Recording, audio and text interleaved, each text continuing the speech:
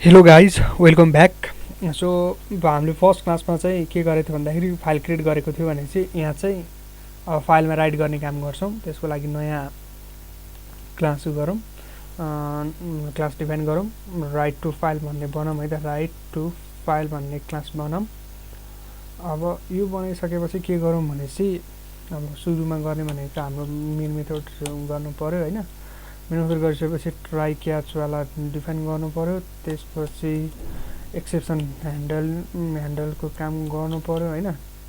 एक्सेप्सनको लागि एक्सेप्सन गर्ने, त्यसपछि गएर के गर्ने सिस इरर गरेर यो चाहिँ इरर प्रिन्ट गर्ने। इरर आयो भनेपछि यसरी चाहिँ इररलाई प्रिन्ट गर्ने काम गरौँ। त्यसपछि गएर अब हामीलाई के गर्नु पऱ्यो, फाइल ह्यान्डलिङमा चाहिँ एउटा क्लास चाहिन्छ। के क्लास चाहिन्छ भने चाहिँ फाइल राइटर भन्ने क्लास चाहिन्छ है।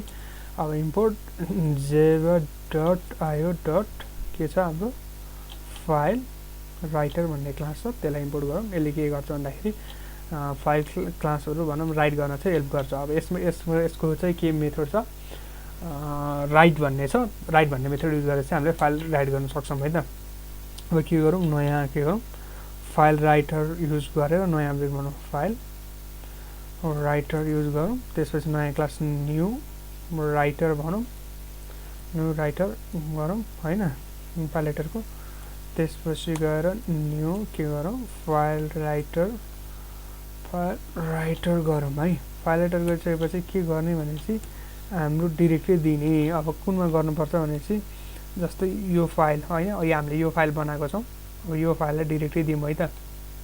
फाइललाई डिरेक्टली दिएर के भन्नु, यसले प्यारामिटर नपठाएको भएर चाहिँ इरर भने सरी स्पेलिङ गलत भएछ नि त। फाइल राइटर यो हो नि त होइन, यो हाम्रो फाइल राइटर यो।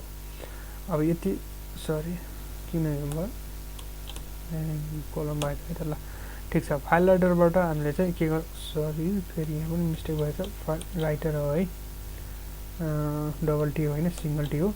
फाइल राइटर युज गरेर नयाँ अब्जेक्ट बनायो। अब नयाँ अब्जेक्ट बनाइसकेपछि हामी के गर्छौँ भनेपछि त्यसमा केही कन्टेन्टहरू लेख्नु पऱ्यो। कन्टेन्टहरू लेख्नलाई के गरौँ, जस्तै न्यू डट के गरौँ भन्दाखेरि न्यू राइटर डट के गर्ने, राइट गर्ने। यसले अलरेडी ओपन गरिसकेको छ, यो फाइल ओपन गर्नु परेन। यो डिफल्ट चाहिँ फाइल राइटर भन्ने क्लास गरिसक्यो। त्यसपछि राइटिङ न्यू कन्टेन्ट्स भनौँ है त। अब यो भनौँ, अब भनिसकेपछि के गर्ने भनेपछि यसलाई यो गरिसकेपछि अब हामीले लेखिसकेपछि त क्लोज गर्नु पऱ्यो होइन। अब यसले चाहिँ के गर्छ भने चाहिँ रिसोर्स एलोकेसन यो भनौँ न मेमोरी एलोकेसनको कुराहरू म्यानेज गर्नको लागि चाहिँ हामीले के गर्नुपर्छ भन्दाखेरि यो क्लोजिङ चाहिँ नेसेसरी छ। त्यही भएर चाहिँ हामीले क्लोज गर्नु सक्छ है त, क्लोज गर्नुपर्छ। त्यसलाई के गर्ने, न्यू राइटर भनेर चाहिँ सरी किन यो एउटा बढी गइरहेछ, डट के गर्ने क्लोज गर्ने है त, क्लोज गर्ने। अब त्यसपछि अब के गर्ने, यहाँ लेखिसक्यो भने चाहिँ के गर्नु पऱ्यो, सिस आउट गरौँ। सिस आउट त गर्नु पऱ्यो, हामीले थाहा पाउनु पऱ्यो प्रिन्ट भयो भनेर, यहाँसम्म यो माथिल्लो लाइन एक्जिक्युट भयो कि भएन भनेर है। त्यसको लागि के गर्नु,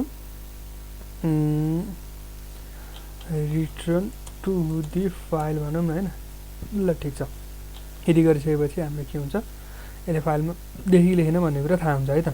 यसलाई रन जावा प्रोग्राम गरौँ, रन जाने जावा एप्लिकेसन गरौँ, रिटर्न टु द फाइल भन्यो।